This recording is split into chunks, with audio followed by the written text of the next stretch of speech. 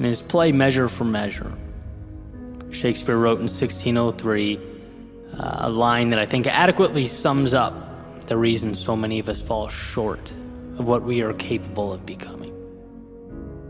He wrote, "Our doubts are traitors, and make us lose the good we oft might win by fearing to attempt."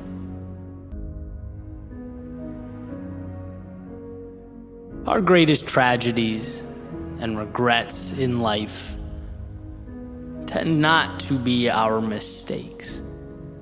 They're not when we try and we falter. No, the vast majority of the time they arise when we do not even attempt,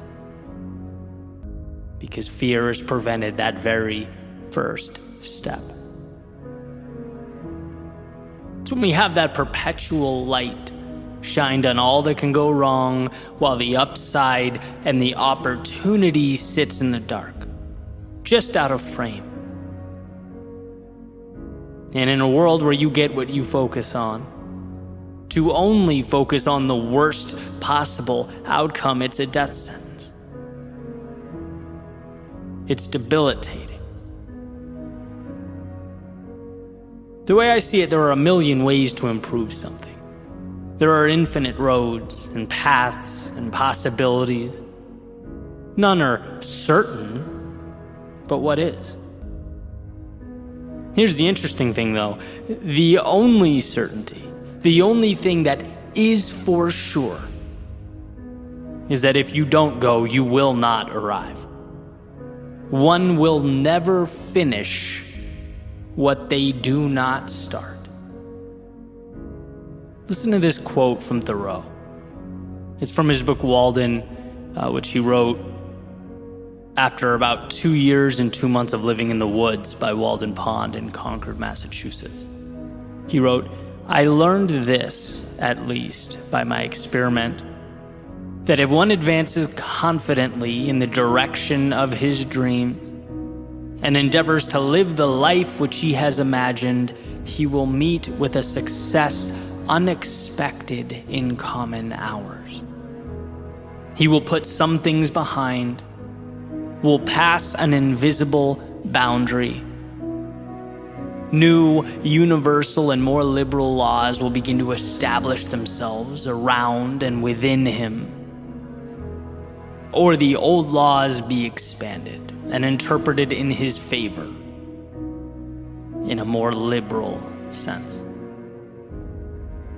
In other words, the world does not dictate, it reacts. It becomes what we decide it will be. And I was thinking about this recently. Have you ever thought about the utility of water? Just water. And how it is obviously essential for life.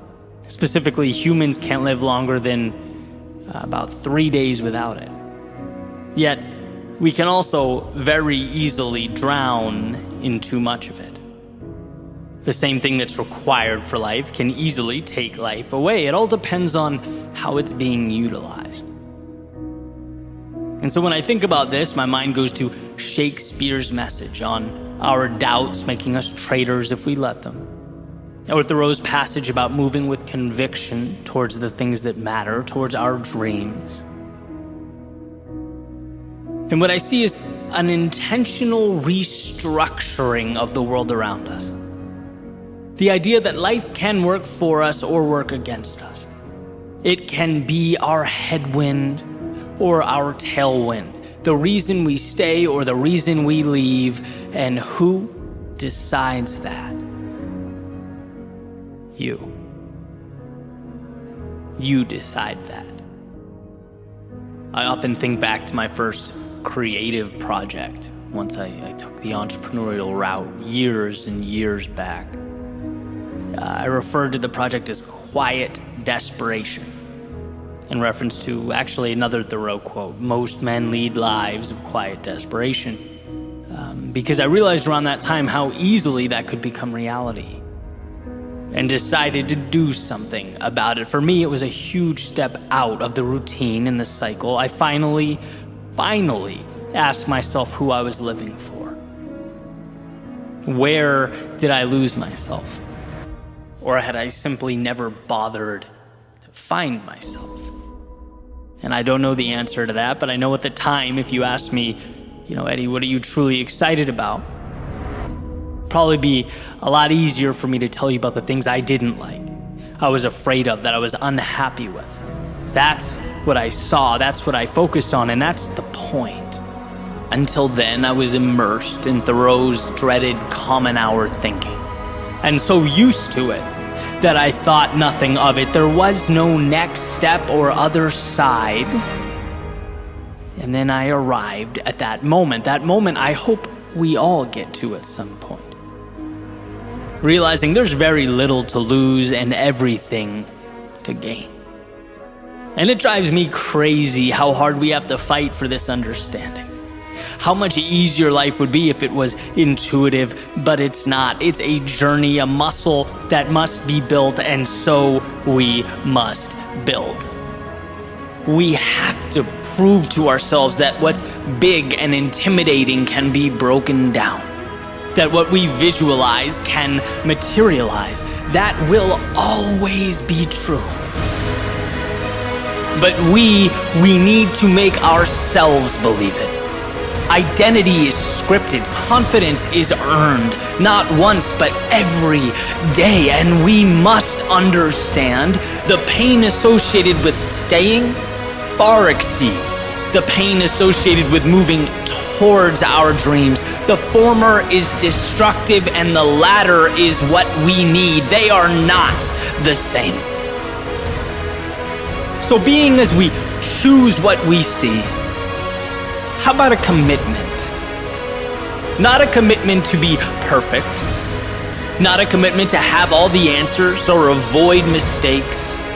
No, how about a commitment to allow ourselves the courage to be imperfect? A commitment to go when we don't have the answers.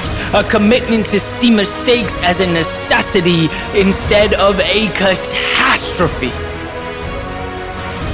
In this world of subjectivity, make sure that movie playing in your head illuminates the opportunity, not the loss. So that when you fall, the inclination isn't to run from the bad, but to look for the good. Because I promise you, you will get what you look for. That perspective will alter your actions, which will alter how you see yourself, which will alter the trajectory of your life. Let's leave that mediocrity, that common hour thinking behind as we head for higher ground. Commonality, being average, it's a wolf in sheep's clothing. It seems simpler. Sure, it seems easier. But the ones immersed in that world, they're depriving themselves of the answers they desperately need. They're refusing the hand that is perpetually reaching out. When we turn our backs on the extraordinary, it is because fear has gripped the wheel and we are now passengers along for the ride. But you have the ability to be more. You have the ability to move towards what matters to you.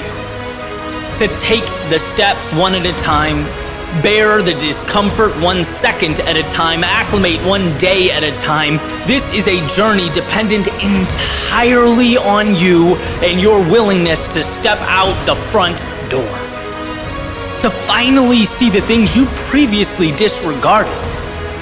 And when your eyes open, you'll see that you can be your ally or your enemy.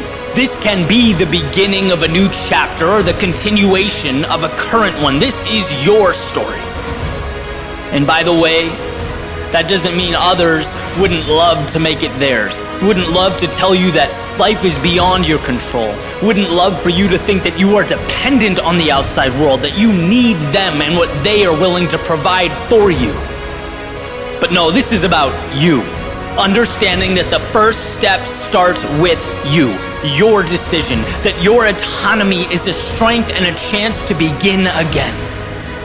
Change the way you think, and what you get changes. It's not magic, but practical evolution.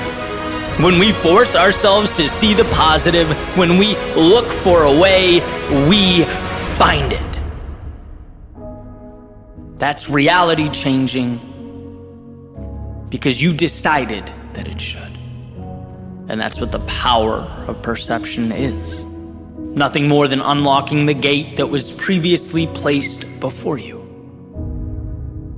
There's no better time than this very moment to walk through it